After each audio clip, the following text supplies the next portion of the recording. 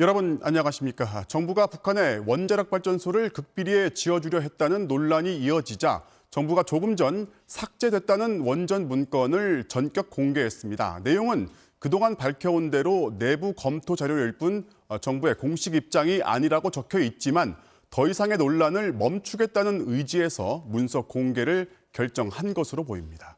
먼저 조윤정 기자입니다. 산업부가 오늘 저녁 공개한 북한 지역 원전 건설 추진 방안이라는 6장짜리 문건입니다. 본문 4쪽, 참고 자료 2쪽으로 돼 있습니다. 문건의 제일 앞부분, 내부 검토 자료이며 정부의 공식 입장이 아니라고 처음부터 적어놨습니다. 본문에는 대북 전력 지원 방안 3가지가 담겼습니다. 1안은 예전에 한반도 에너지 개발기구가 경수로를 지으려던 자리, 함경북도 금오지구에 원전을 건설하는 방안이고, 2안은 비무장지대 DMZ에 건설하는 방안, 3안은 백지화된 신한울 3, 4호기를 완공해 북한에 송전하는 방안입니다. 문건은 한계도 분명하게 적어놨습니다. 현재 북미 간 비핵화 협상에 따라 불확실성이 매우 높아 구체적인 추진 방안 도출에 한계가 있다. 비핵화 조치가 구체화된 이후에 추가 검토가 필요하다고 밝히고 있습니다. 산업부는 2018년 남북 정상회담 이후 남북 경제 협력에 대비해 아이디어 차원에서 검토한 내부 자료일 뿐이라고 밝혔습니다. 정부 정책이 아니었다고 했습니다. 동문서는 추가적인 검토나 외부에 공개된 적이 없이 그대로 종결되었습니다. 북한의 원전 건설을 극비리에 추진했다는 주장은 사실이 아닙니다. 산업부는 삭제된 문건과 똑같은 문건이 다른 컴퓨터에 남아 있어서 공개할 수 있었다고 밝혔습니다. MBC 뉴스 조윤정입니다.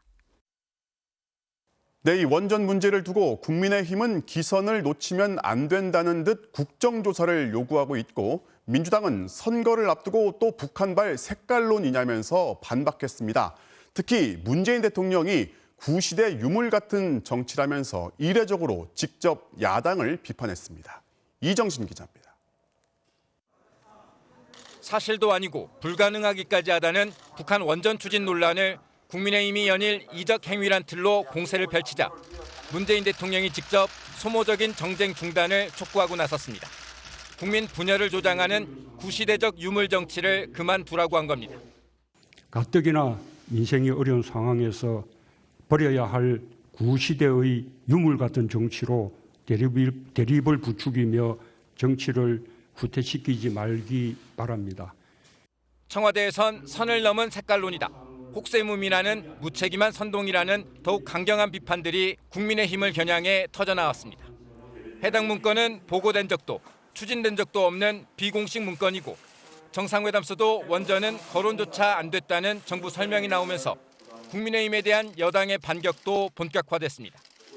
이적 행위라는 발상 자체가 비현실적인 가짜뉴스라며 선거철만 되면 도지는 망국적 색깔론이라고 맹비난했습니다.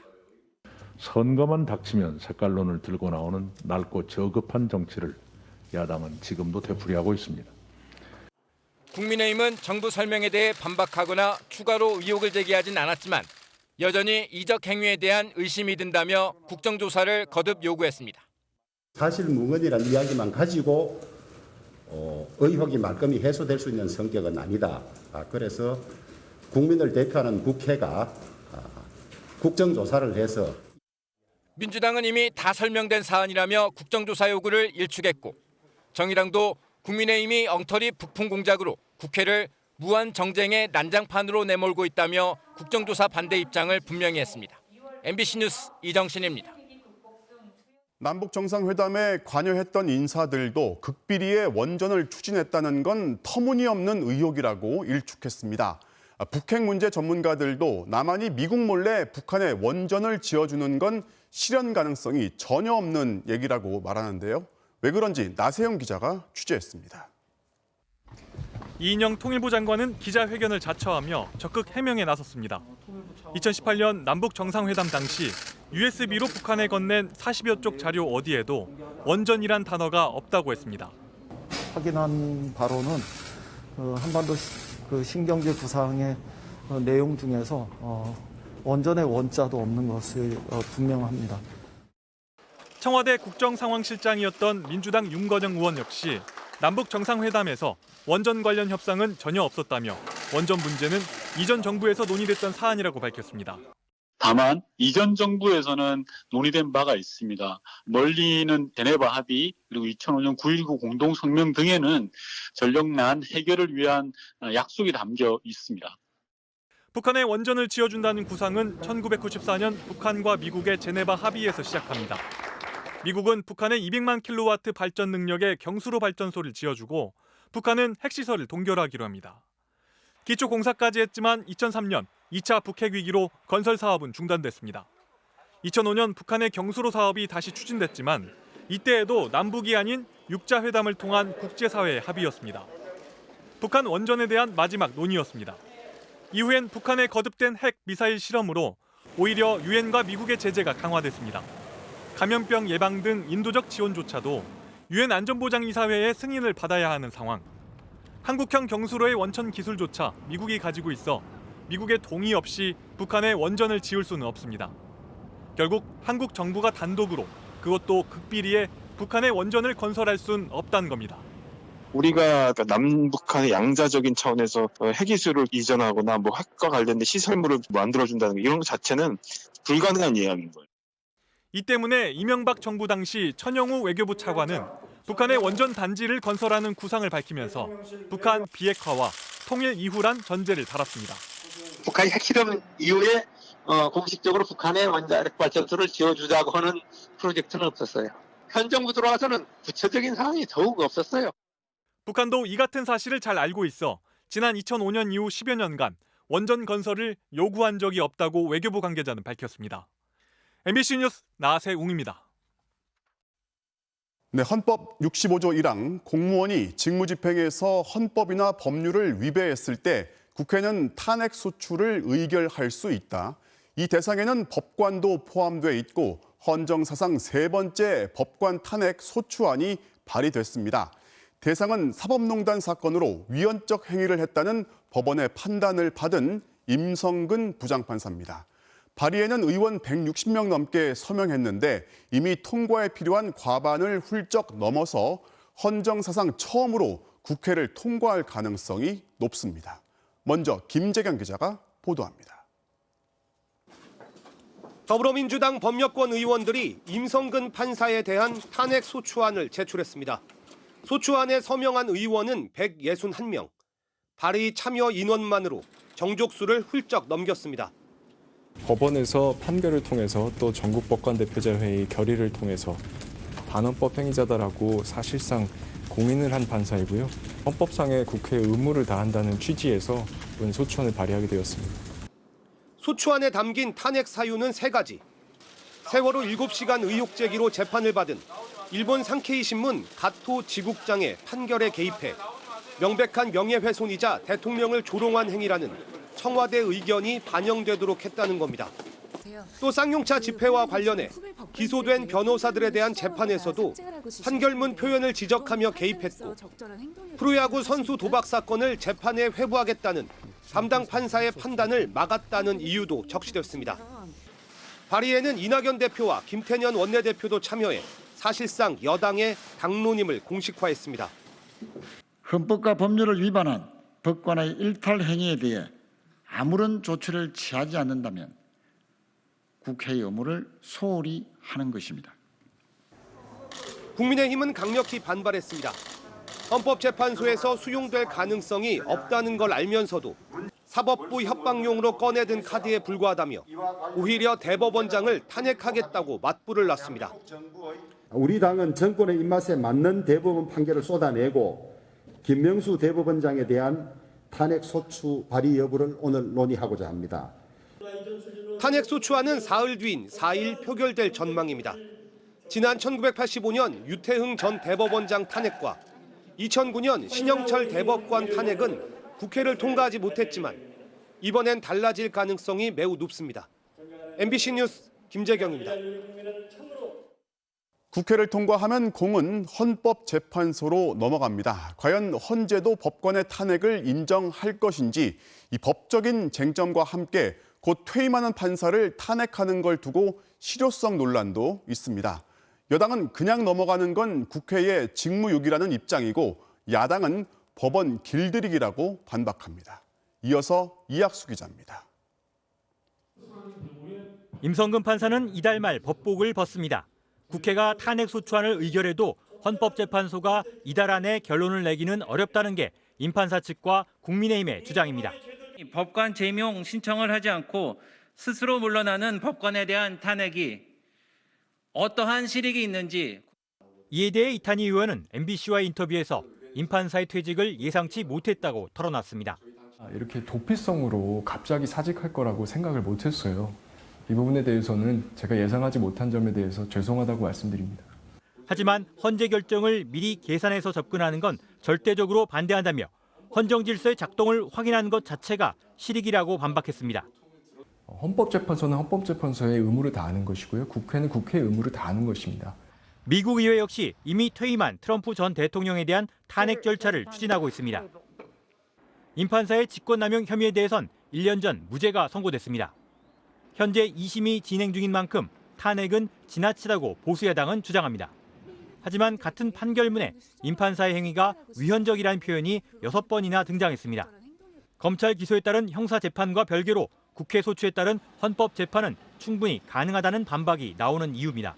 박근혜 전 대통령 역시 기소가 이루어지기도 전에 모든 탄핵 절차가 끝났습니다. 국민의힘은 여당의 탄핵소추안 제출 시점이 최근 정경심 교수 사건 등 여권의 불리한 판결이 나온 직후란 점을 부각하고 있습니다. 여권 핵심 인사들에게 무죄 선고를 내리라는 협박입니다. 여권 내에도 이 같은 오해를 막기 위해 더 일찍 탄핵을 처리했어야 한다는 기류가 있지만 재판 개입과 농단에 대한 심판인 만큼 시점은 부차적 문제라고 판단한 거로 보입니다. 사법농단의 역사적 과오를 바로잡지 않는다면 미래의 사법농단에 용기를 주는 것과 같습니다. 불법적 재판 개입을 차단하기 위해 헌법에 명시된 의회의 권한을 작동하는 게 삼권 분립이지 실효성 등을 따져 봐주고 넘어가는 게 삼권 분립일 수 없다는 지적도 나오고 있습니다. MBC 뉴스 이학수입니다. 국회가 법관의 탄핵소추안을 통과시킬 가능성이 높아지면서 법원은 겉으로는 언급을 자제하고 있지만 내부적으로는 반발과 자성의 반응이 교차하고 있습니다. 공윤선 기자가 취재했습니다. 사상 첫 법관 탄핵소추가 임박했지만 법원과 일선 판사들은 잔뜩 몸을 낮춘 분위기입니다. 검찰과 달리 독립성이 강한 개별 법관들은 조직적 기류를 드러내는 걸 꺼리는 데다 헌법에 보장된 국회의 탄핵 절차를 놓고 법관들이 언급하는 것도 부적절하다는 겁니다. 다만 일부 판사들은 목소리를 내기도 합니다. 부산지법 김태규 부장판사는 법원이 여권에게 유리한 판결들을 했어도 법관 탄핵을 추진했겠냐는 제목의 비판글을 자신의 SNS에 올렸습니다. 법은 존재하지 않고 그런 정치만이 난무하는 대한민국을 정말 원하는지 반문하고 싶다며 여당을 정면으로 겨냥했습니다. 반면 한 현직 판사는 MBC와의 통화에서 법관의 독립을 심각하게 침해한 위헌적 행위가 있었던 건 맞다며 그 행위에서 우리가 무엇을 배울 것인가 스스로 돌이켜보고 자성하는 계기로 삼아야 한다고 말했습니다. 이제 관심은 헌법재판소의 심판 일정입니다. 국회가 예정대로 오는 4일 탄핵소추안을 의결한다 해도 탄핵 대상인 임성근 부장판사는 다음 달 1일 법복을 벗기 때문에 헌재에게 주어진 시간은 고작 3주 정도입니다. 빠듯하긴 하지만 이미 1심 재판을 통해 사실관계가 밝혀져 있어 무리가 없을 거란 관측도 나옵니다. 재판 개입을 했는 사실에 대해서 이제 보주로 보겠죠. 그리고 그 사실은 그 1심 과정에서 다 드러났지 않습니까? 뭐 그것만 보더라도 충분히 얼마든지 탄핵 결정을 내릴 수가 있는 거죠. 그러나 헌재의 진술 요구에 탄핵 당사자인 임 판사가 출석을 미루며 시간을 끌 가능성은 배제할 수 없습니다. 결론이 나오기 전 임 판사가 퇴직해버리면 헌재는 청구 자체의 수용 여부를 판단하지 않고 각하 결정을 할 것으로 전망됩니다. 다만 이 경우 헌재가 사안의 중대성과 상징성 등을 고려해 임 판사의 위헌적 행위 등을 결정문에 별도 언급할지 주목됩니다. MBC 뉴스 공윤선입니다. 지금부터는 코로나19 소식 전해드리겠습니다. 유럽의 일부 나라에선 임상실험 자료가 적다는 이유로 아스트라제네카 백신을 65세 이상에는 접종하지 말라고 권고했죠. 하지만 우리 식약처의 전문가 자문회의는 예방 효과가 있다면서 65세 이상에도 접종할 것을 권고했습니다. 어떤 과정으로 이렇게 결론을 냈는지 박선아 기자가 전해드리겠습니다. 유럽에서 불거진 아스트라제네카 백신의 고령층 무용론. 만 65살 이상에 대한 임상 자료가 부족해 효과를 입증하기 어렵다는 게 핵심입니다. 이 때문에 독일과 프랑스는 65살 미만, 이탈리아는 55살 미만에 대해서만 아스트라제네카 백신 접종을 권고한 상황입니다.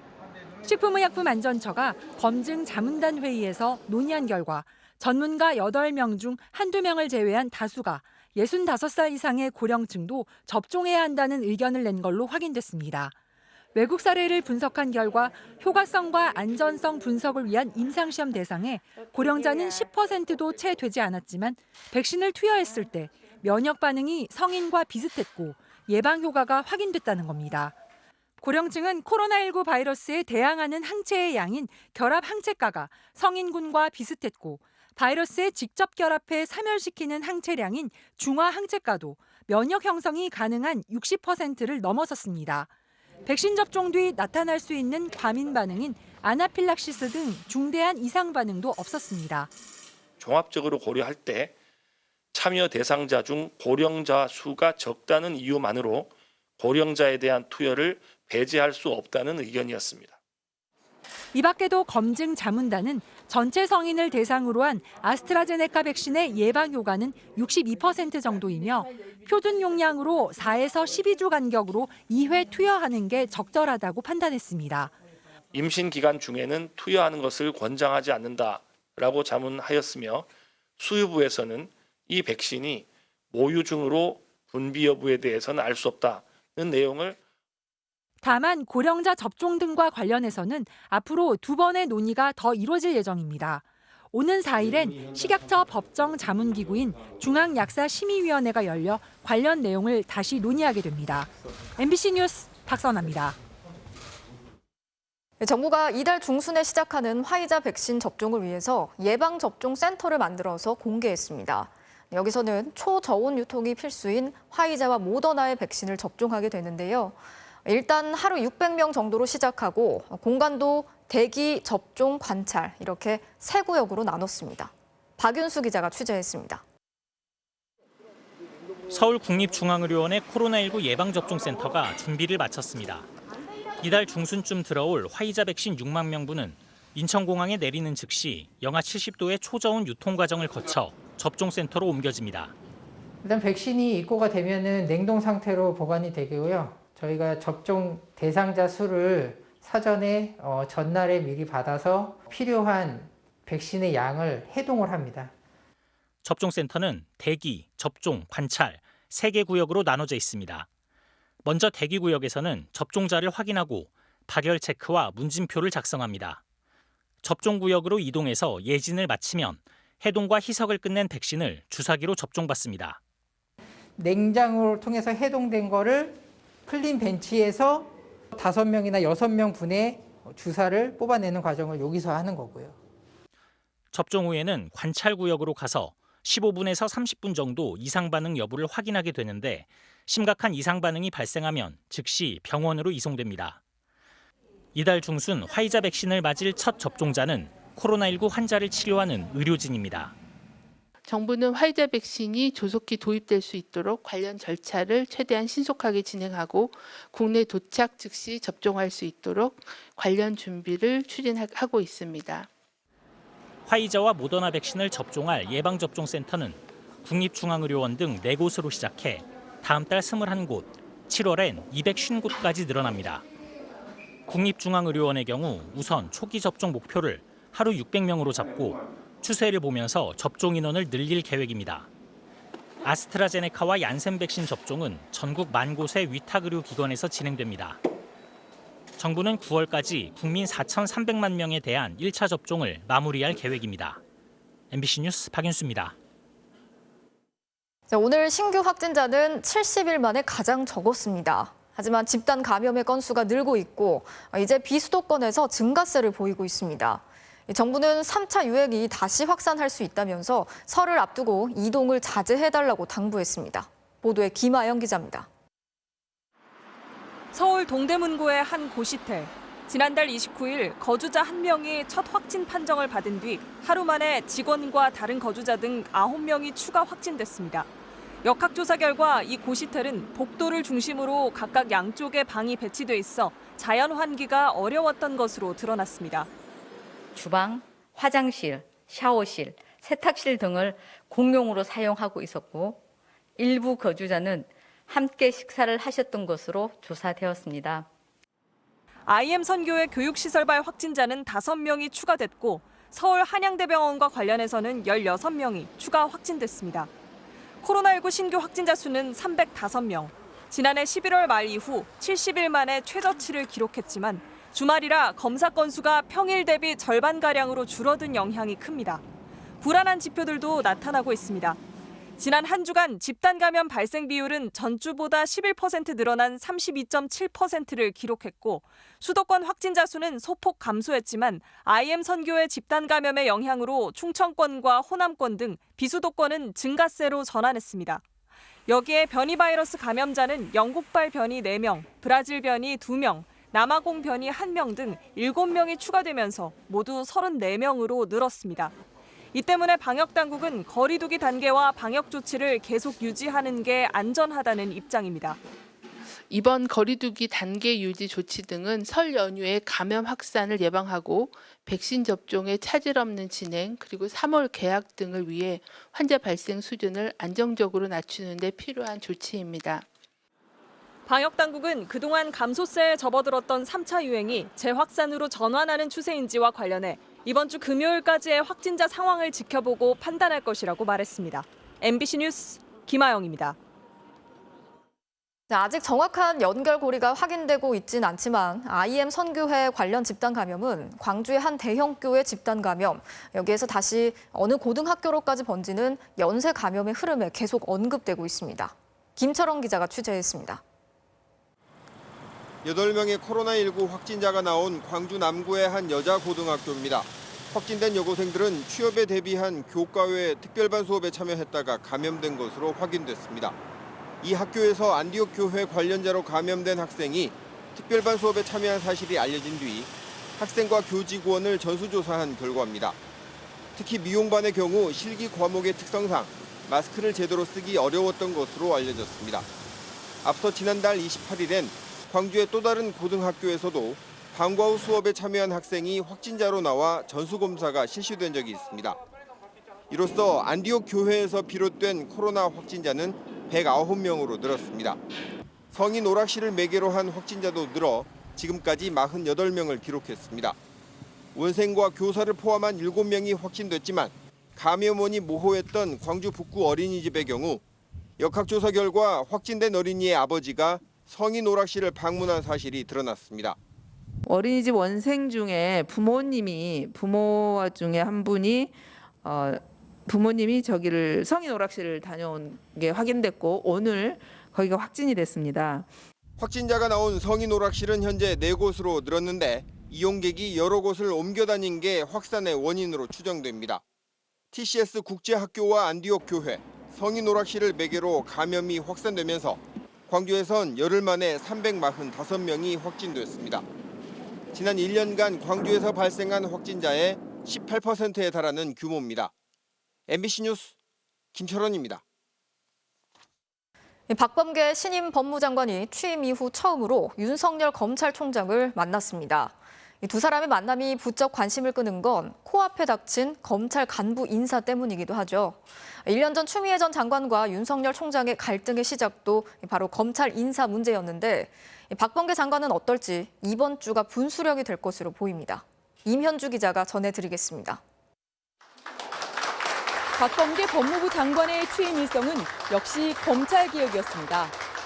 검찰 조직 또한 재편돼야 합니다. 변해야 할 때 스스로 주체가 되어 바꿔야 합니다. 윤석열 검찰총장은 오늘 신임 법무장관 취임식 직전 박 장관을 방문해 인사를 나눴습니다. 우리 장관님의 취임 축하 예방차 오늘 온 것이고요. 취임 축하 인사드리고 잠깐 아마 관례에 의하면은 잠깐 차 한잔하고 또. 사법연수원 동기이기도 한 두 사람은 15분간 환담했습니다.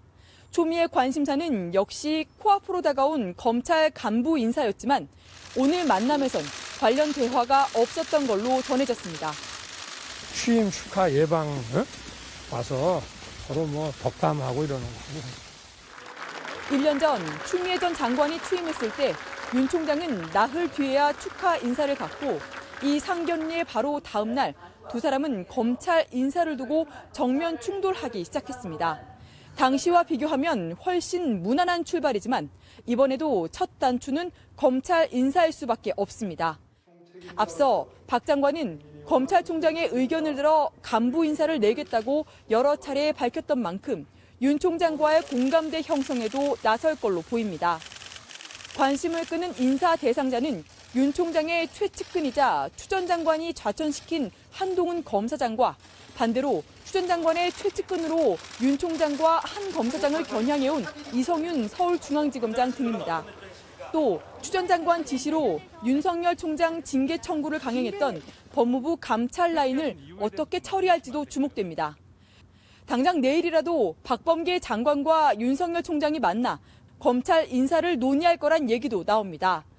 박 장관이 취임 직후 첫 인사 해법을 통해 법무부와 검찰 간 관계 복원에 나설지 이번 주가 분수령이 될 것으로 보입니다. MBC 뉴스 임현주입니다.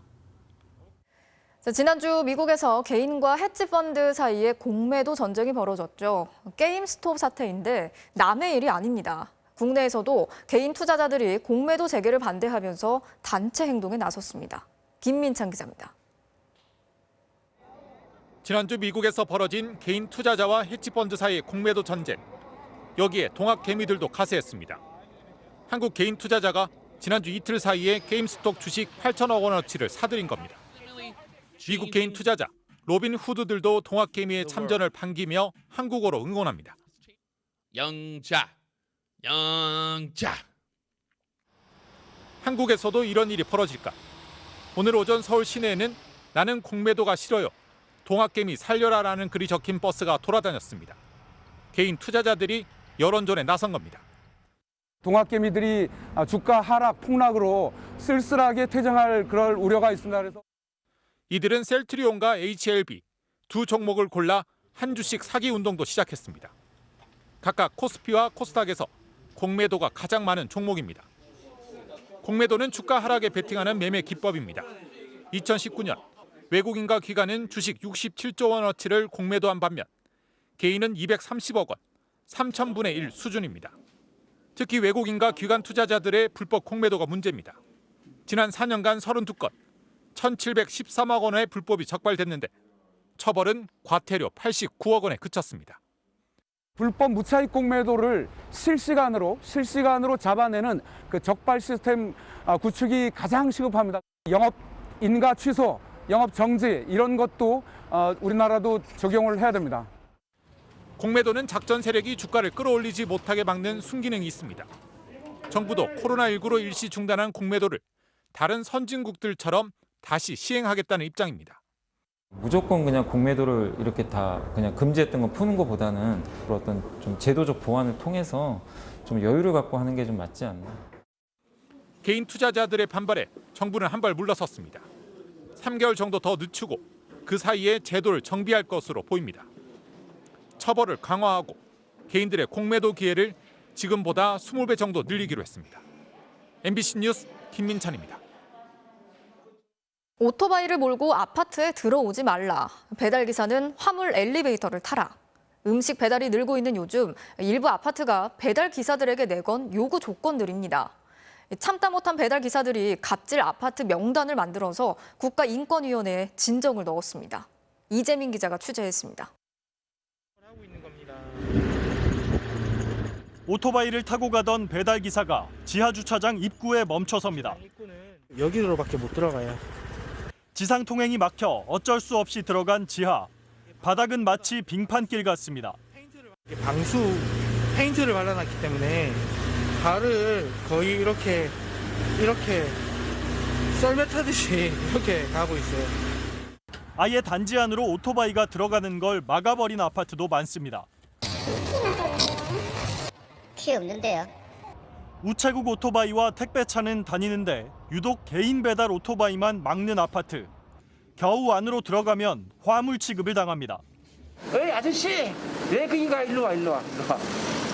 화물 네트워크 타야지 이러면서 앞으로 타면 안 돼요 그러면서. 오토바이를 막는 이유는 더 기가 막힙니다. 냄새 때문이라는 건 그나마 점잖은 편. 대부분 이제 음식 배송을 하시면은 아무래도 좀 냄새가 나잖아요. 아이들이 안전 못 쓴 사람을 무서워한다. 아파트가 더러워진다는 이유도 있습니다. 꼭 헬멧 벗으라는 거예요. 그 엘리베이터 거울 앞에서 제 모습을 비쳤을 때 좀 가슴이 많이 아팠고. 사람인데 물건 취급을 하는 말을 들으면 심적으로 아무래도 좀 위축이 되고. 이런 갑질 아파트가 얼마나 되는지 기사들에게 조사를 해봤더니 서울 강남 4구의 59곳을 비롯해 전국적으로 103곳에 달했습니다. 눈비가 오는 날에는 최소 지상을 이용할 수 있도록 합의를 했으면 좋겠다라는 생각을 하고 있습니다. 기사들은 최소한의 안전을 보장하고 인간적인 대우를 해달라며 국가인권위원회에 진정서를 제출했습니다. MBC 뉴스 이재민입니다. 온라인에서 돈다발을 흔들며 부를 과시해온 20대가 아버지가 경찰이라 불법적인 일은 하지 않는다면서 투자를 권해왔습니다. 하지만 실제로 투자하고 보니 엉터리 물건 파는 일이었고 그 바람에 투자한 이들이 고소를 당합니다. 그런데 이때부터 경찰 아버지가 이 고소 사건에 개입해서 수상한 조언을 해줍니다. 먼저 김건휘 기자가 보도합니다. 끝없이 올라오는 돈 사진, 통장 잔고 65억, 29살 이모 씨가 SNS에 올린 사진들입니다. 라이브 방송도 자주 했거든요. 돈다발을 막 먹방처럼 돈을 그렇게 쌓아놔요. 5만 원짜리를 막 부채 털듯이 막. 지난 2018년 A 씨는 이 씨의 성공에 매료돼 500만 원을 내고 사업 파트너가 됐습니다. 특히 아버지가 경찰이라 불법적인 일은 할 수가 없다는 말에 신뢰가 갔습니다. 아버지가 경찰인데 그런 불법적인 일을 하겠느냐 그런 글들을 많이 봤고. 하지만 이 씨가 시킨 대로 물건을 팔자마자 엉터리 제품을 팔고 있다며 경찰에 고소당했습니다. A 씨가 항의를 하자 이 씨는 다 방법이 있다며 어디론가 전화를 겁니다.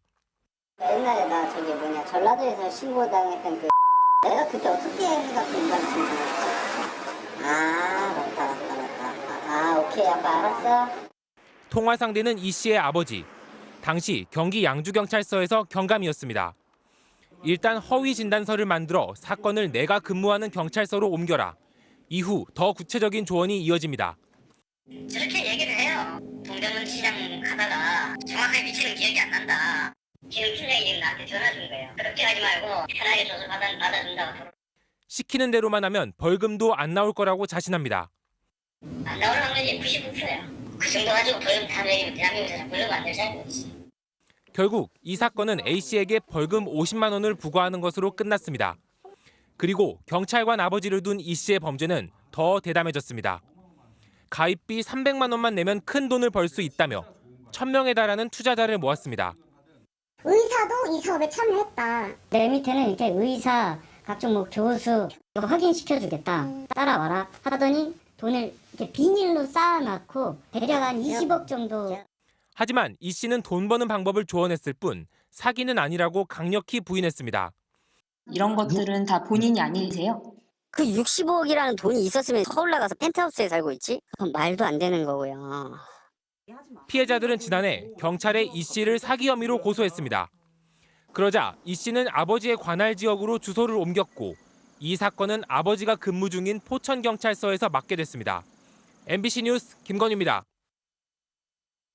자, 이렇게 아들이 고소당한 사건은 주소까지 옮긴 끝에 아버지가 근무하는 경찰서가 맡았습니다. 그럼 이 사건은 어떻게 됐을까요? 예상 가능한 대로 무혐의로 결론 났는데 이 과정을 지켜본 경찰 내부에서도 불만이 터져나오고 있습니다. 이어서 신수아 기자입니다. 사업가 29살 이 씨 사건을 맡은 경기 포천경찰서. 이 씨의 아버지가 청문감사관으로 근무하는 곳입니다. 피해자들은 담당 수사관이 아버지 얘기부터 꺼내며 수사 의지도 보이지 않았다고 주장합니다. 근데 어떻게 조사도 시작도 안 했는데 아버지 여기 있잖아요. 뭐 이런 얘기가 어떻게 나와요? 결국 지난달 12일 포천경찰서는 증거가 불충분해 혐의가 없다며 이 씨에 대해 불송치 결정을 내렸습니다. 아버지 이경감도 개입 의혹을 강하게 부인했습니다. 그거는 제가 담당한테 들은 게 아니고 경찰관이면 누구나 다 설명을 해줄 수 있는 내용이거든요. 하지만 경찰 내부에서도 문제가 있다는 지적이 제기됐습니다. 최근 경찰 내부 게시판엔 중간 간부 관리를 잘해달라는 제목의 글이 올라왔습니다. 검경 수사권 조정의 시기에 중간 간부의 자질론이 대두되고 있다며 이렇게 해서 사건을 무마하는 것이 경찰 수사의 현실인지 철저히 밝혀달라고 요구했습니다. 그런데 정작 이 사건을 감찰해야 할 경기북부경찰청 관계자는 글을 쓴 경찰을 반말로 혼냅니다. 무슨 자격으로 상관인 경기북부 청장님을 가르치려 드냐며 도가 넘어도 한참을 넘었다. 더 나아가 오만함에 분명한 사과를 요구한다고까지 다그쳤습니다.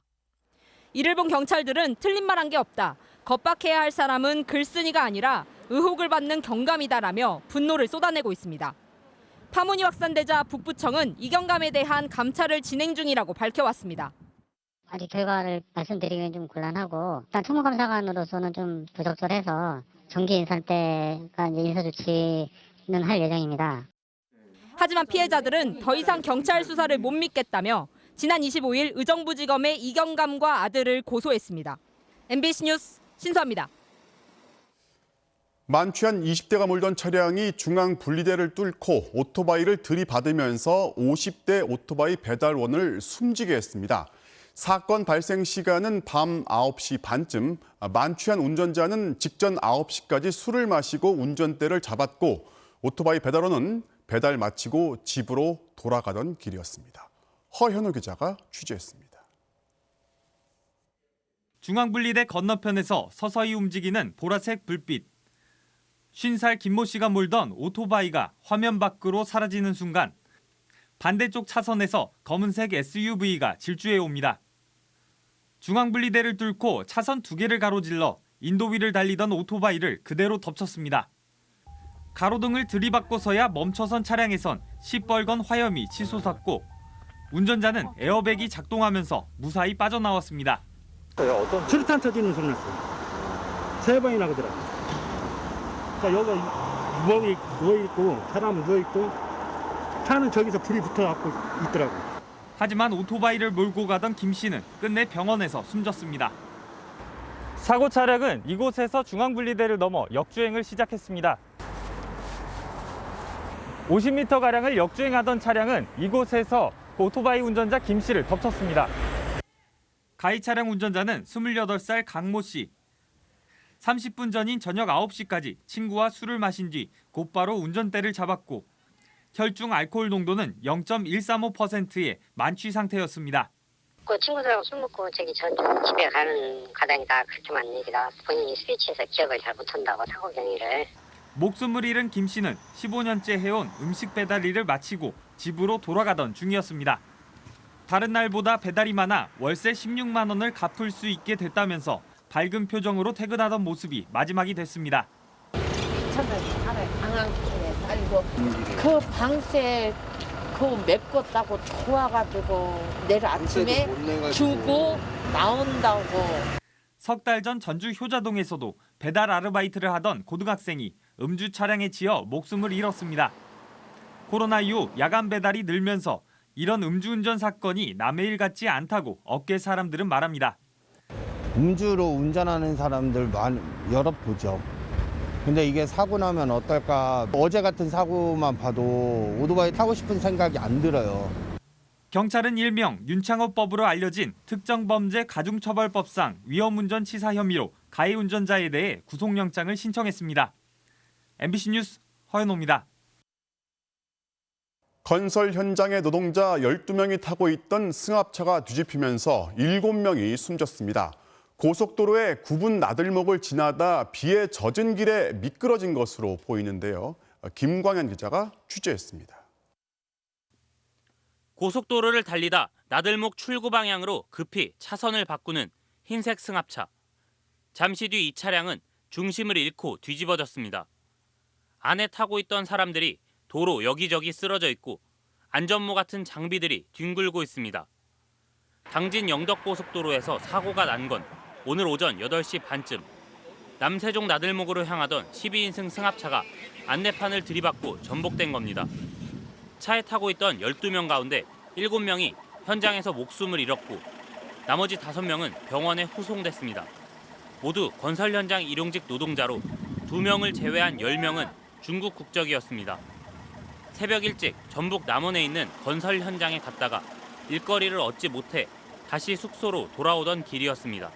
남원으로 거기 건설 일을 하러 가셨다가 거기 우천으로 취소되는 바람에 이제 다시 여기 세종 숙소로 오는 중에 그 남세종 IC 그 램프관에서 이제 발생한 사고로 사고 차량은 좁은 나들목 구간에 진입하면서 속도를 줄이지 않은 것으로 보입니다.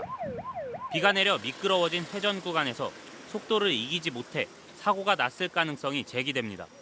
감속하거나 미리 진로를 변경하는 등의 준비가 필요하고요.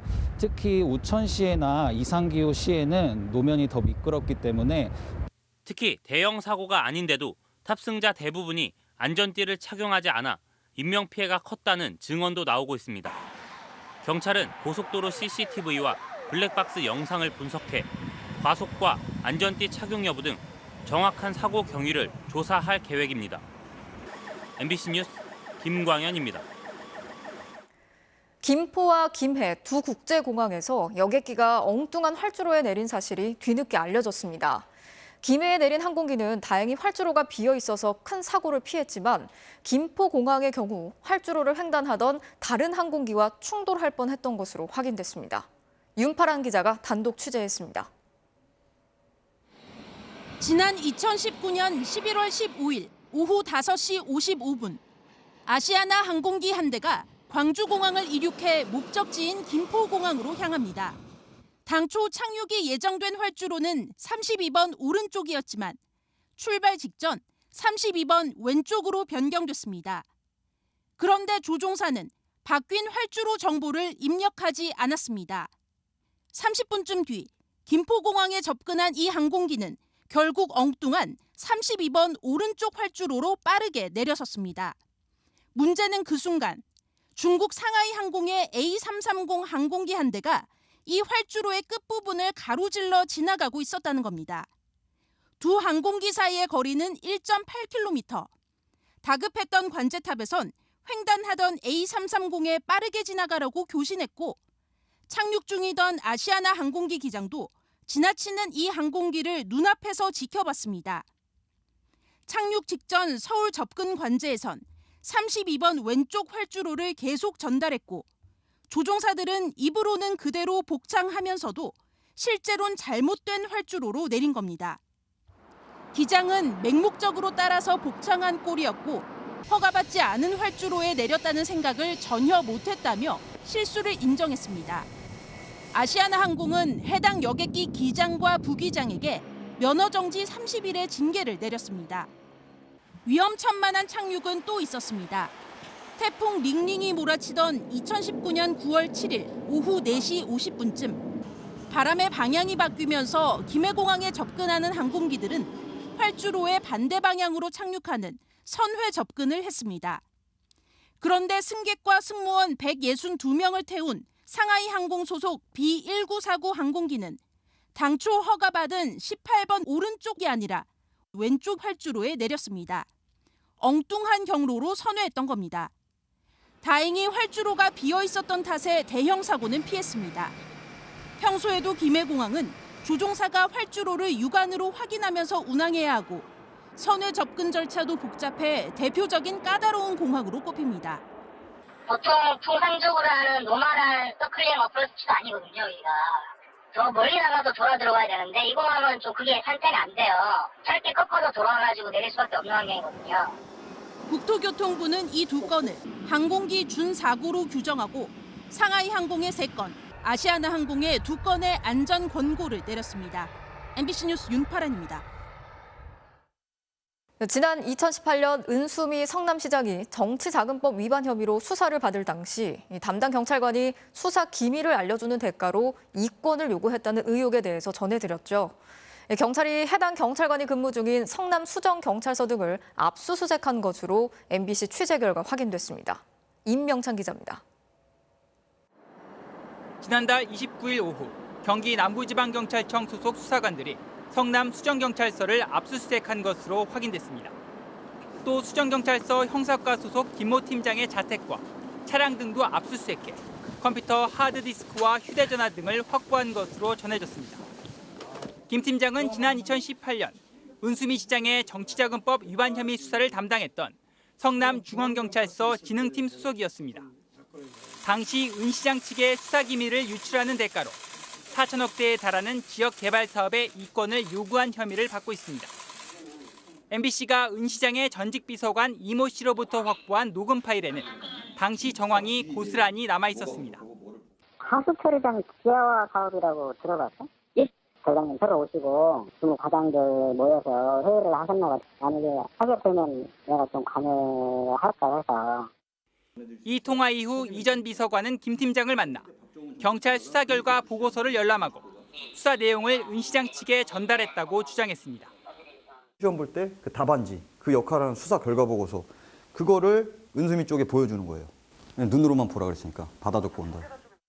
성남시는 당시엔 해당 사업에 대한 구체적인 검토조차 하지 않은 시기였기 때문에 이권 개입이 불가능했다며 관련 의혹을 전면 부인했습니다. 경찰은 오늘 은 시장 선거 캠프에서 일한 20여 명이 성남시 산하기관에 부정 채용됐다는 의혹에 대해서도 성남시청 등 6곳을 압수수색하며 본격 수사에 착수했습니다. 의혹이 제기된 지 1년여 만입니다.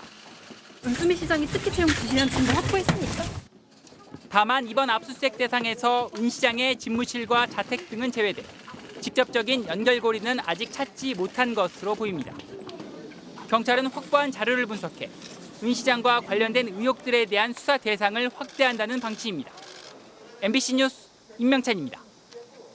미얀마에서 오늘 새벽 군사 쿠데타가 일어났습니다. 53년간의 군부 통치를 끝내고 문민 정부를 이뤄낸 지 불과 5년여 만인데요. 아웅산 수치 국가고문 등 고위 인사들이 구금됐고 1년간 비상사태가 선포됐습니다. 보도에 서혜영 기자입니다. 미얀마 도로 곳곳을 군인과 군용 트럭이 막아섰습니다. 정규 방송은 중단됐고 일부 지역에서는 인터넷과 전화도 끊겼습니다. 은행은 폐쇄돼 현금 인출기엔 긴 줄이 늘어섰고 공포에 사로잡힌 시민들은 상점으로 몰려들었습니다. 인터넷도 되는 데가 있고 안 되는 데가 있고요. 은행은 지금 문을 닫았고, 그리고 뭐 생필품 사러들 지금 조금 움직이는 것 같아요. 미얀마 군부가 쿠데타를 일으키고 국회와 정부, 사법기관을 모두 장악한 겁니다. 이အမိန့်ထုတ်ပြန်သည့်နေ့မှစ၍တစ်နှစ်သတ်မှတ်လိုက်သည်ပုံမြင့်ဆွေယာယီသမ္မတပြည်ထောင်စုသမ္မတမြန်မာနိုင်ငံတော်ဟုဖော်ပြပါရှိပါတယ်ခင်ဗျာ. 미얀마 민주화 운동의 상징인 아웅산 수치 국가고문 등 정부 고위 인사들은 구금됐습니다. 수치 고문이 이끄는 민족주의 민족동맹은 지난 2015년 총선에서 이겨 53년간의 군부 통치를 끝냈고 지난 11월 총선에서도 압승해 문민정부 2기를 열었습니다. 그런데 군부는 선거 유권자 명부가 조작됐다며 쿠데타를 일으켰습니다.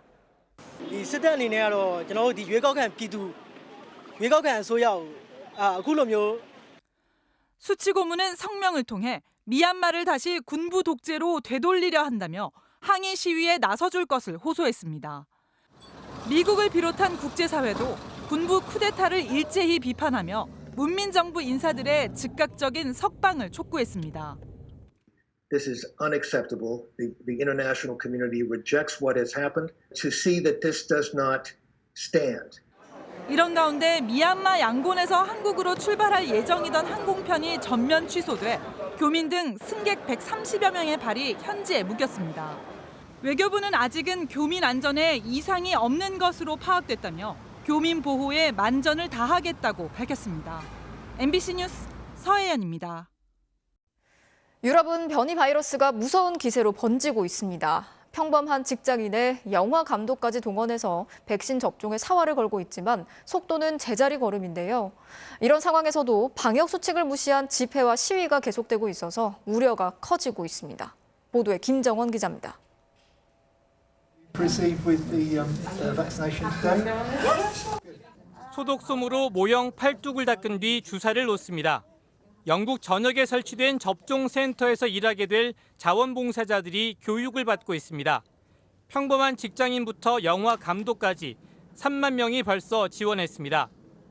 I'm normally a film director, so the last thing I expected to be doing was injecting hundreds of people with vaccines. But when I had the opportunity to do something, 스웨덴에서는 노벨상 수상자들의 만찬 장소까지 백신 접종 센터로 바꿀 정도로 접종 속도를 높이는 데 집중하고 있습니다. Everyone knows where it is, and the message is really important to take the vaccine right now. 그러나 정작 접종 물량이 턱없이 부족합니다. 지난 12월 세계에서 가장 먼저 백신 접종을 시작한 영국만 14%로 두 자릿수 접종률을 보일 뿐 이탈리아와 독일, 프랑스 등은 2에서 3%대에 그치고 있습니다. Con questa dotazione, con questi ritardi, con questi inadempimenti non può fare. 변이 바이러스의 전파 속도를 백신 물량이 따라잡지 못하고 있는 상황. 유럽연합은 유럽 내에서 생산된 백신의 수출을 금지하려다 국제사회의 비판에 직면해 결국 철회했습니다. 하지만 전통적으로 사회적 평등을 추구하던 유럽이 백신 이기주의에 앞장섰다는 비판은 가시지 않고 있습니다. 백신 접종에 사활을 걸고 있는 유럽이지만 방역 일탈도 이어지고 있습니다. 이스라엘에선 코로나19로 숨진 초정통파 유대교 지도자의 죽음에 교인 수천 명이 마스크도 쓰지 않은 채 참석해 감염 우려가 커지고 있고 봉쇄에 반대하는 시위도 곳곳에서 벌어졌습니다. 밤 9시 이후 통행 금지 등 강력한 봉쇄 조치를 취하고 있는 벨기에에선 대규모 반대 시위가 벌어져 200여 명이 체포됐고 네덜란드와 오스트리아 등에서도 시위가 이어졌습니다. MBC 뉴스 김정원입니다. 이어서 오늘 이 뉴스 전해드리겠습니다. 코로나19 장기화로 끼니조차 해결하기 힘든 사람들이 늘고 있죠. 이들을 돕기 위해서 음식을 무료로 나누는 냉장고가 있다고 해서 찾아가 봤습니다. 한 건물 앞에 있는 커다란 냉장고. 사람들이 와서 음식을 채워넣자 다른 사람들이 와서 음식을 꺼내가는데요. 이 냉장고의 정체는 뭘까요? 양심!가 아닌 공유 냉장고. 누구나 음식을 넣고 누구나 가져다 먹을 수 있는 말 그대로 모두가 사용하는 냉장고입니다. 먹거리 복지 사각지대에 계시는 분들을 먹거리를 나누는 버려지는 음식물 쓰레기를 줄이기도 하고 냉장고에 넣을 수 있는 음식은 유통기한이 3일 이상 남은 과일, 식재료, 조리식품 등인데요. 이 음식이 정말 상하지 않았는지 먹을 수 있는 상태인지를 검사를 하는 게 첫 번째 관리이고 운영자분들이 관리를 계속 해주고 계시거든요. 안 없어졌다. 그러면 빼가지고 그냥 버려요.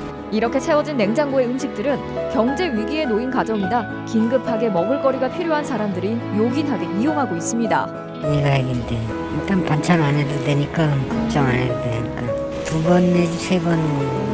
코로나19 이후 급증한 이용자. 1년 사이에 16군데가 확대가 되었습니다. 특히 20, 30대 청년들의 발길이 늘었다고 합니다. 취약계층이 딱히 특정할 수 없을 만큼 누구나 취약계층이 돼버린 20, 30대도 많이 늘고 있어요. 늘어난 이용자만큼 관리하기도 더 어려워졌는데요. 너무 많이 가져가는 게 그게 어려운 거지. 뒷모습 보면 안쓰러워서 그냥 눈 감을 있을 때도 있고 많이 늘었죠. 어려울 때는 어려운 사람들이 더 그 심정을 아시나 봐요. 코로나19로 그 어느 때보다 어렵고 추운 시기. 공유 냉장고가 음식뿐 아니라 따뜻한 마음도 나누고 있습니다. 유리병에다 편지를 놓은 거예요. 그 어떤 할머니 누군지는 몰라도 이렇게 음식을 주셔서 복 받을 거다. 오늘 이 뉴스였습니다.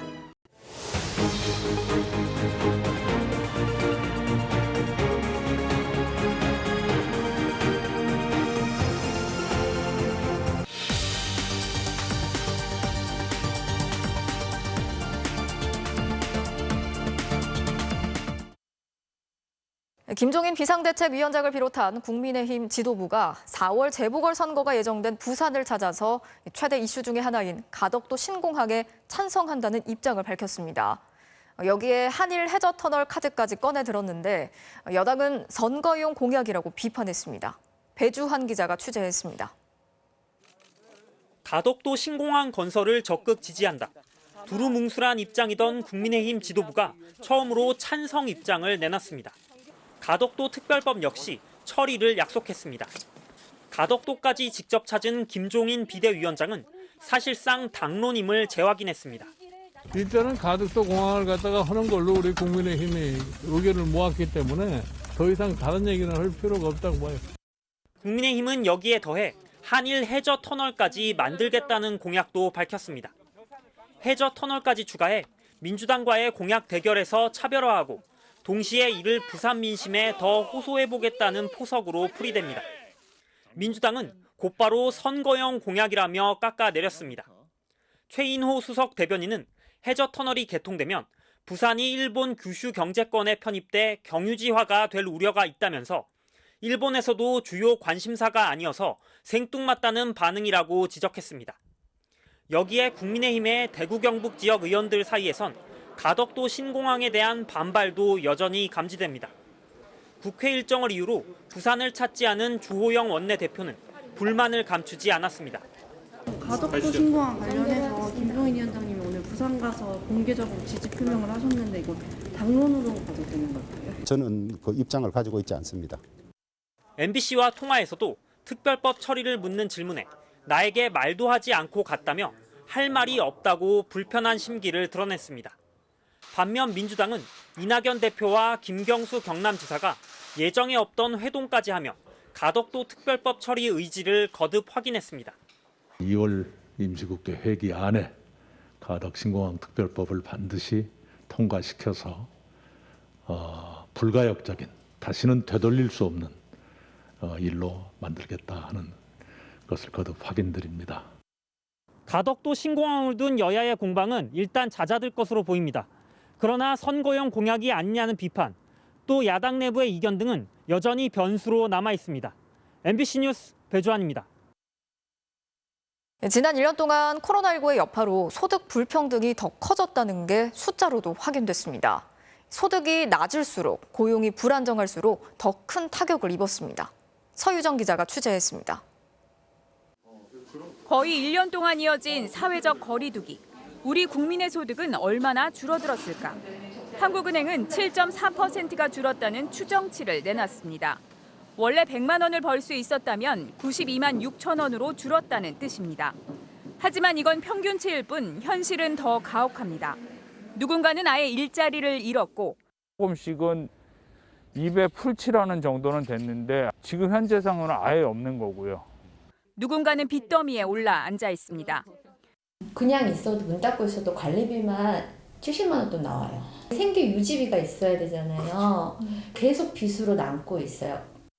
소득 불평등을 보여주는 지니계수. 최근 8년 동안 계속 개선되는 추세였는데 작년에 갑자기 반전됐습니다. 재작년에 개선된 것보다 더 큰 폭으로 악화됐습니다. 연봉이 1,800만 원도 안 되는 빈곤층은 전체의 16%에서 23%로 160만 명 늘어났습니다. 당연히 불평등도는 강화됐다라고 보는 건데요. 이게 이제 또 소득에 대한 부분이거든요. 자산 불균형은 이거보다 훨씬 심해요. 만약 방역 3단계가 시행되면 어떻게 될까?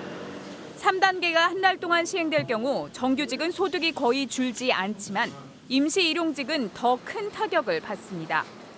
소득이 낮을수록, 학력이 낮을수록 소득 감소폭은 더 클 것으로 예측됐습니다. 한국은행은 피해가 집중된 취약계층에 대한 선별적인 지원책이 필요하다고 밝혔습니다. MBC 뉴스 서유정입니다. 여성으로 성전환을 한 뒤 군에서 강제 전역을 당한 변희수 전 하사. 국가인권위원회가 강제 전역은 인권 침해라면서 취소하라고 권고했습니다. 하지만 군은 인권위의 권고를 받아들이지 않겠다며 즉각 거부했습니다. 보도에 강나림 기자입니다. 1년 전 국방부의 전역 결정에 눈물의 거수 경례로 군을 떠났던 변희수 전 하사. 네, 저는 제6분단 5기관 야단 전차 조종소 하사 전지희소입니다. 이렇게 복무를 할 수 있는 그런 세상을 만들 수 있으면. 변 전 하사는 전역 처분을 취소해달라는 행정소송과 함께 국가인권위에 진정을 냈습니다. 인권위가 오늘 변 전 하사의 강제 전역은 인권 침해에 해당한다며 군의 전역을 취소하라고 권고했습니다. 자신의 신체와 성 정체성 일치를 목적으로 성전환 수술을 한 사람을 심신장애인으로 볼 수 없다고 판단한 겁니다. 또 성전환 수술로 현역 복무를 하지 못할 정도로 전투력이 상실됐음을 군이 전혀 증명하지 못하고 있다고 지적했습니다. 강제 전역의 근거로 내세운 심신장애 3급 판정 자체가 성립하지 않는다는 겁니다. 그러나 육군은 전역 처분 취소는 적법한 행정처분이라며 인권위의 권고를 받아들이지 않겠다는 입장을 분명히 했습니다. 인권위의 권고는 강제성이 없어 결국 행정소송의 결과에 취소 여부가 달려 있습니다. 하지만 재판부는 소송이 접수된 지 6개월째 국방부가 답변서를 내지 않았다는 이유로 어떤 절차도 진행하지 않고 있습니다. 국제사회가 지켜야 하는 인권의 룰을 지켜간다는 측면에서 국방부가 이를 좀 받아들여줬으면 좋겠고, 행정법원은 이런 인권적인 원리에 반해서 판단하기는 너무 어렵지 않을까. 최근 미국에서는 바이든 대통령이 성적 정체성이 군 복무를 가로막아서는 안 된다며 트랜스젠더의 군 복무를 허용하는 행정명령에 서명했습니다. MBC 뉴스 강나림입니다. 전남 여수의 한 주민센터에서 만취한 민원인이 흉기를 들고 난동을 부리는 일이 있었습니다. 위험한 상황이었지만 주민센터 직원이 신속하게 제압해서 가까스로 피해를 막을 수 있었습니다. 당시 아찔했던 상황이 화면에 그대로 잡혔는데요. 강서영 기자가 전해드리겠습니다. 어제나 2시 50분쯤 전남 여수의 동문동 주민센터 앞입니다. 30대 남자 한 명이 뭔가 불만에 가득 찬 듯 마주선 주민센터 직원의 멱살을 잡고 시비를 벌입니다. 그러더니 갑자기 흉기를 꺼내 위협합니다. 하지 말라고 했어요, 진짜. 모두들 놀라 아찔했던 순간 대치하던 남자 직원이 몸싸움 끝에 가까스로 흉기를 빼앗아 멀리 내던집니다. 고함 소리가 들리는 거예요, 비명 소리가. 남자 직원을 때리고 그다음에 칼을 가지고 이렇게 찌르려고 하니까 남자 직원이 이걸 이렇게 칼을 든 손을 잡았어요. 술 냄새를 잔뜩 풍기던 이 남성은 신고를 받고 출동한 경찰에 바로 체포됐습니다.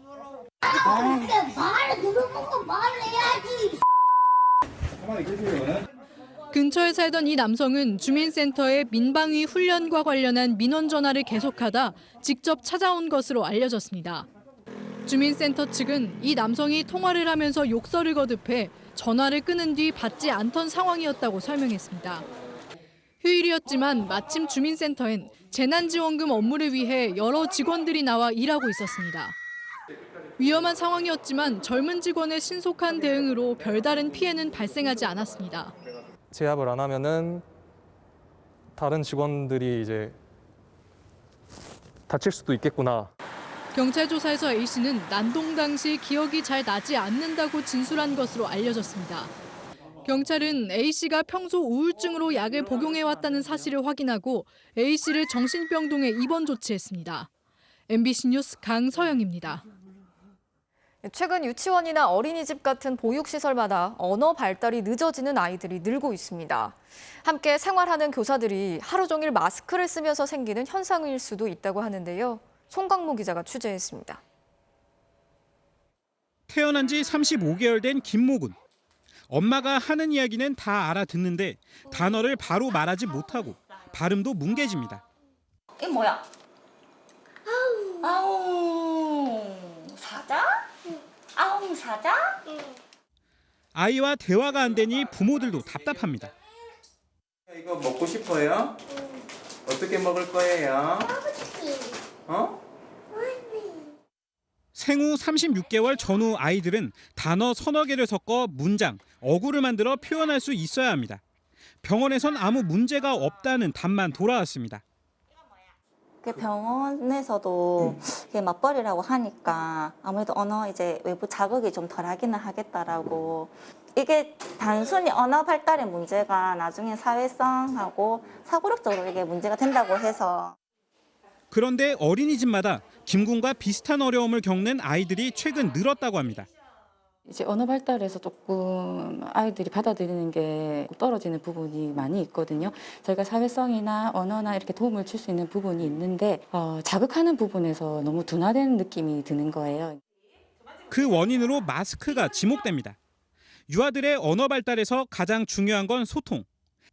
그러니까 어른들의 말을 듣고, 보고, 따라하는 과정을 거쳐야 하는데 선생님과 아이 모두 마스크를 쓰다 보니 입모양과 표정, 즉 시각 정보가 차단됩니다. 아이들은 정확한 발음을 익히기 어렵고 선생님도 바로잡아주기 힘들다는 겁니다. 1년간 마스크를 계속 끼고 있었다면 소리만으로 학습을 하게 되는 것이므로 시각적인 정보가 차단되는 것은 발음을 발달시키는 데는 어려움을 유발할 수 있습니다. 마스크를 벗지 못하는 상황에선 결국 가정에서의 언어 교육이 중요해집니다. 외부 활동이 제한되는 코로나19 시대에는 동화책이나 가족여행 사진으로 다양한 상황을 설정해 대화를 해보는 게 바람직하다고 전문가들은 조언합니다. MBC 뉴스 송강모입니다.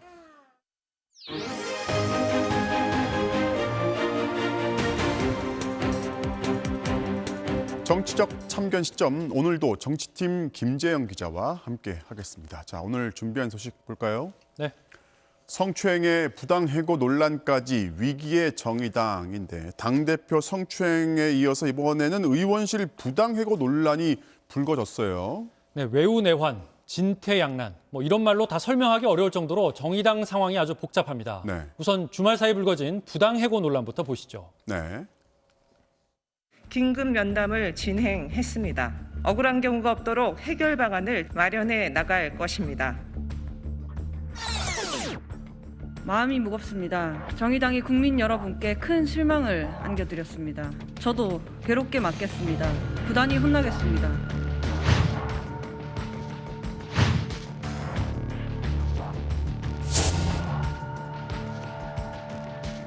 현재까지는 늦지 않은 시기에 관련돼서 브리핑 드리도록 하겠습니다. 정리하면 유호정 의원이 비서를 면직하는 과정에서 노동법을 지키지 않았다, 이런 주장인 거죠. 예, 해당 비서는 유 의원 당선 이후 차량을 운전해온 7급 수행비서로 알려졌는데요. 네. 쟁점이 되는 건 크게 두 가지입니다. 유 의원 측이 이 비서를 해고할 때 통상 한 달 정도 시간을 주지 않고 일주일 만에 해고해 노동법을 어겼다는 건데요. 네. 실제로 이 비서에게 이른바 일주일 전 면직이 통보된 건 지난해 10월이 맞는데 유 의원 측은 이미 한 달 전인 9월부터 면직 논의를 했고 또 면직 처리도 12월 중순에야 했다는 겁니다. 하지만 비서 측은 면직 관련 통화를 한 사실은 있지만 서류 등의 공식 절차는 없었고 12월 처리도 자신의 문제 제기 때문이었다며 반박하고 있는 겁니다. 네. 또 두 번째 쟁점은 부당해고 논란인데 해고 사유가 업무상 성향 차이거든요. 유 의원 측은 이 비서가 지각을 자주 하고 또 버스 전용차로 위반 딱지를 떼거나 개인적으로 차를 사용했다는 점을 문제 삼았는데 네. 해당 비서는 조금 전 악의적인 해명이라며 명예훼손이라는 입장을 내놨습니다. 자, 정의당은 지금 이 논란 말고 당 지도부를 어떻게 지금 구성할지도 해결이 안 되고 있죠. 네, 지난 주말 비상대책위 체제에 들어가기는 했는데 매듭지어졌다고 보기는 어려운 상황입니다. 네. 왜 그런지 보시죠.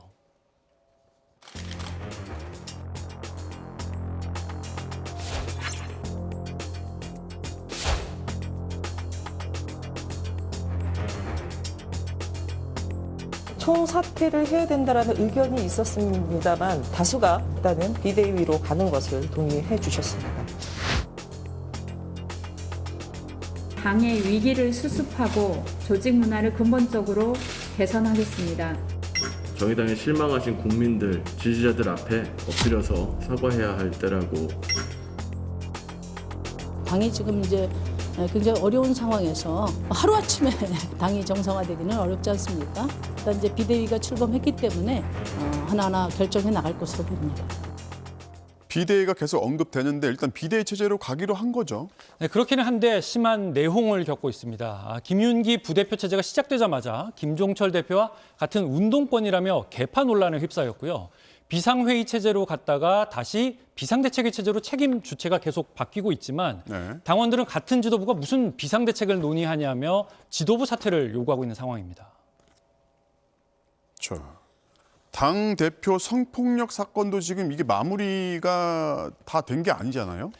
네, 2차 가해, 2차 피해를 막겠다고 진행하던 제보 접수가 오늘 중단됐습니다. 이게 정의당이 내놓았던 가이드라인인데요. 네. 가해자에 대해 그 사람은 그럴 사람이 아니야라고 두둔하거나 피해자에 대해 그렇게 공개적으로 밝혀야 했어라고 비난하는 행위 등을 카톡이나 대화방에서 발견하면 신고하도록 한 건데 피해자가 절대자냐 수뇌부 말만 믿으라는 거냐라며 불만이 쏟아졌고요. 또 당원끼리 서로 감시하고 고발하도록 하는 건 당을 분열시키는 행위라면서 철회를 촉구하는 서명운동까지 벌어졌기 때문입니다. 잇따라 터진 여러 현안에 당 지도부마저 구심점 역할을 못하면서 당장 서울시장 선거 후보를 낼지 말지 여부도 결정하지 못하고 있는 상황입니다. 자, 고개 너머에 또 고개가 있는 형국인데 그 고개를 스스로 만들고 있는 건 아닌지 냉정한 자성을 기대하겠습니다. 자, 오늘은 여기까지 듣겠습니다. 지금까지 김재영 기자였습니다.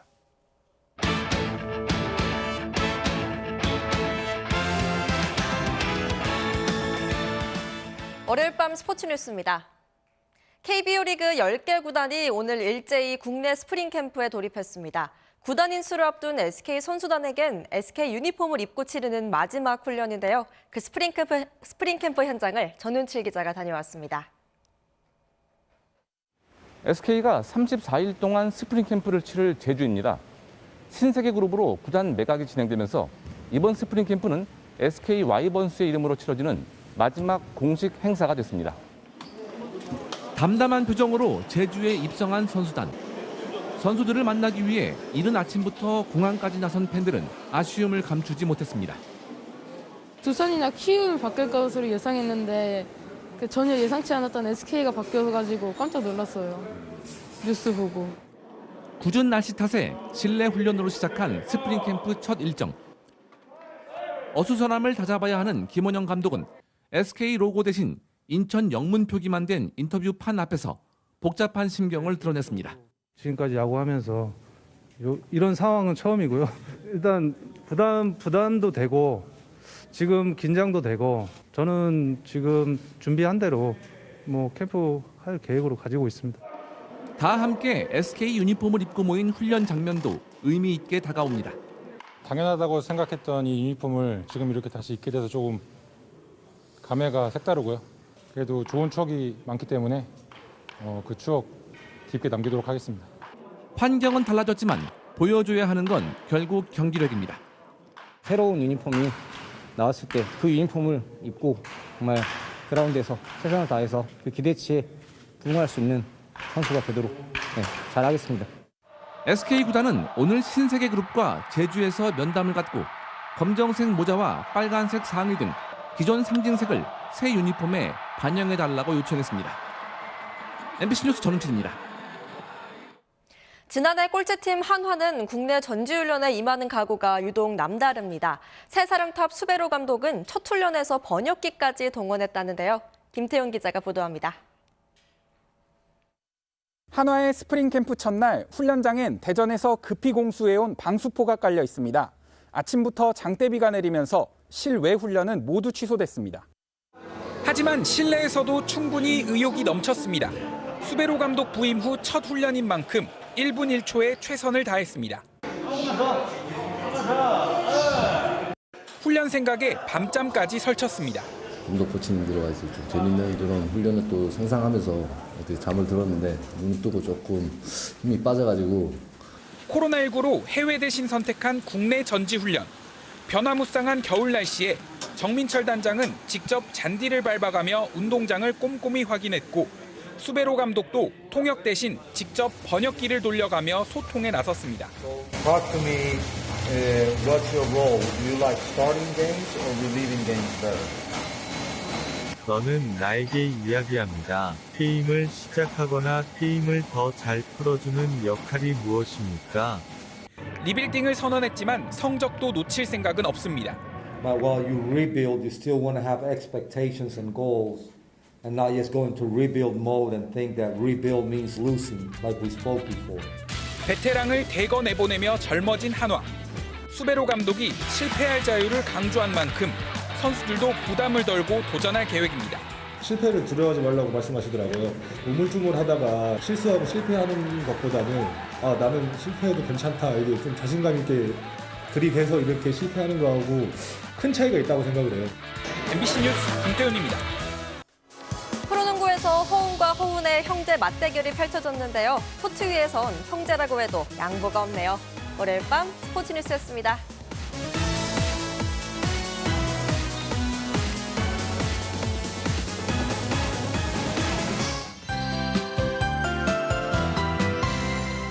날씨가 좀처럼 잠잠할 날이 없습니다. 서쪽 지방을 가득 뒤덮던 미세먼지는 밤사이 차츰 밀려날 텐데요. 대신 북쪽의 찬 공기가 강하게 내려와 기온이 가파르게 떨어지겠습니다. 이미 서울 등 중부와 전북 또 경북 내륙에는 한파특보가 내려진 가운데 출근길 서울의 기온은 영하 9도, 철원은 영하 13도까지 뚝 떨어지겠습니다. 공기질이 나아져도 온종일 맑은 하늘을 보기는 어렵겠는데요. 저녁부터 날이 흐려지면서 경기 남서부와 충남, 전북에는 1에서 3cm의 눈이 내리겠고요. 절기 입춘인 모레 또 눈 예보가 있는데요. 특히 퇴근길 무렵부터 중부지방을 중심으로 많은 눈이 쏟아지겠습니다. 서울에는 1에서 최고 5cm, 그 밖에 수도권에도 최고 10cm의 적설이 예상됩니다. 내일 서울과 영서, 충북 내륙 곳곳엔 산발적으로 눈이 날리겠고 서해안 지방은 바람이 강하게 불겠습니다. 아침 최저 기온은 서울 영하 9도, 대구 영하 4도까지 뚝 떨어지겠고요. 낮 기온도 서울 영하 3도, 광주 1도에 그치겠습니다. 눈이나 비는 수요일 밤 남부 지방으로 확대돼 목요일 새벽까지 이어질 전망입니다. 날씨였습니다. 2월 1일 뉴스데스크 마치겠습니다. 오늘도 함께 해주신 여러분 고맙습니다.